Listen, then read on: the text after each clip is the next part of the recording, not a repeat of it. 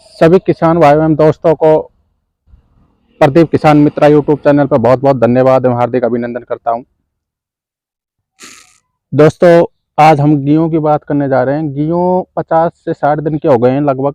और गेहूं में मतलब कि कुछ गेहूं क्या है कि हमारे कोई कारणवश से फसल मतलब कि पोषक तत्वों की कमी होने के कारण कमज़ोर होती चली जाती है। और पोषक तत्वों की कमी होने के कारण ही फसल मतलब कि कमज़ोर होती चली जाती है। कुछ क्या है कि कुछ बेसिक डोज में जब कुछ अगेती किस्म के गेहूँ डाले गए थे जो 15 नवंबर से पहले पहले डाल दिए गए थे, उनमें क्या है कि कुछ तो हम बेसिक में डाल दिए थे खाद वगैरह।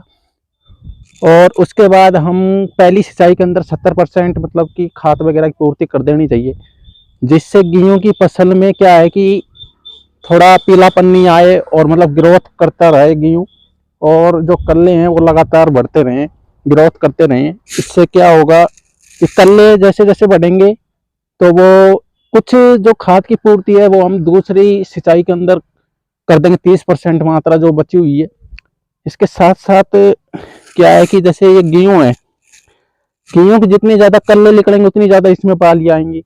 अब बालियाँ क्या कि अगर पोषक तत्वों की कमी रहने के कारण क्या है कि कल्ले कुछ परसेंट मतलब कि बालियों में परिवर्तन नहीं हो पाते, जिससे पैदावार कमज़ोर होती चली जाती है फसल की। अब मैं बात करने जा रहा हूँ कि भाई इसमें क्या क्या डाला जाए जिससे कि ग्रोथ हो सके अधिक से अधिक और उत्पादन को बढ़ाया जा सके। अब इसमें हम सबसे पहले बात करते हैं कि सबसे ज़्यादा इसमें कारगर होता है नाइट्रोजन। जो नाइट्रोजन की पूर्ति करता है यूरिया।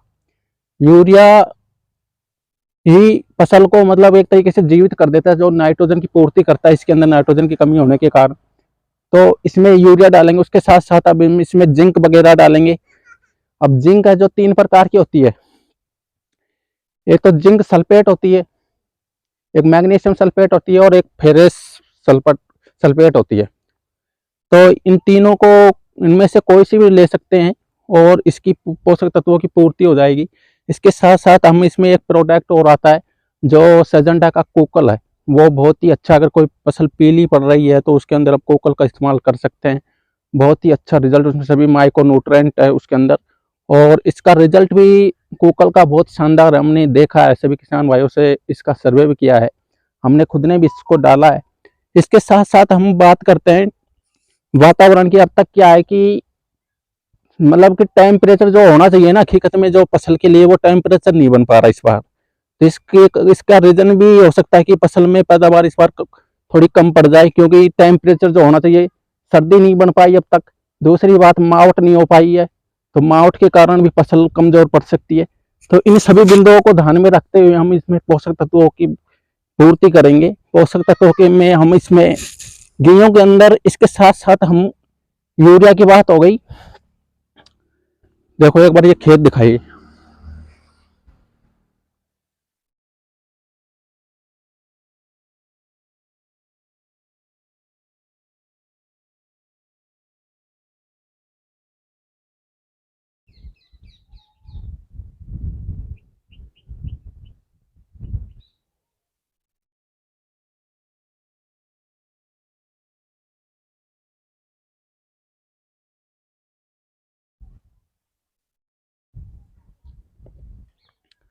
अब इसके साथ हम बात करते हैं कि भाई गेहूं, अब अगेती की बात हो गई थी। कुछ क्या है कि गेहूं पछेती गिरे थे, मतलब कि अब दिसंबर का मंथ चल रहा है, तो जैसे कुछ किसान भाइयों के प्याज नहीं उपड़ पाई थी खेत में से, तो उस कारण से लेट हो गए थे, पछेती गिरी थी। तो उनको सबसे ज़्यादा ध्यान रखने की बात यह है कि उनको मतलब कि बेसिक डोज में ही उनको खाद की पूर्ति कर देनी चाहिए, ज़्यादा से ज़्यादा 70%।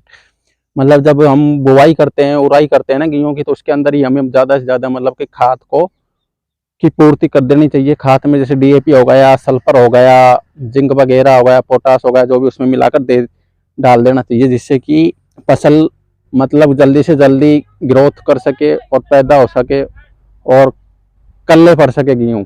तो ये मैंने बताया। इसके साथ साथ क्या कि फसल जमीन के ऊपर भी निर्भर करती है। अब कुछ जमीन होती है जो चिकनी काली मिट्टी होती है। चिकनी काली मिट्टी में क्या है कि जल धारण करने की क्षमता अधिक होती है, तो उसमें सिंचाई करने के साथ साथ वो सूख नहीं पाती है। इसके साथ साथ जो रेतीली मिट्टी होती है उसमें जल धारण करने की क्षमता कम होती है, तो उसमें थोड़ी सूख जल्दी आती है। तो ये सभी बातें ध्यान रखने की है। तो उसमें हम बेसिक डोज में करेंगे, उसके बाद हम पहली सिंचाई में उसको 30% और उसमें यूरिया की पूर्ति कर देंगे, खाद वगैरह की, जिससे ग्रोथ अधिक से अधिक हो सके, कल्ले बन सके। कल्ले जितने अधिक बनेंगे उतनी वो बाली में परिवर्तन हो सके और पैदावार को बढ़ाया जा सके। तो ये सभी बातें हमें ध्यान रखने की आवश्यकता है। और कुकल सिजेंटा का एक ही नंबर प्रोडक्ट है, आप डालकर देखिए, हमने डाला भी है, यूज करके भी देखा है, और किसान भाइयों से भी इसका सर्वे किया है। बहुत ही शानदार रिजल्ट है। ये कुकल है जो 5 kg की पैकिंग में है, और ये मात्र 900 रुपये की रेट में आता है। 1 बीघा का कुकल, 1 बीघे के अंदर डाला जाएगा कुकल। बहुत ही अच्छा रिजल्ट है।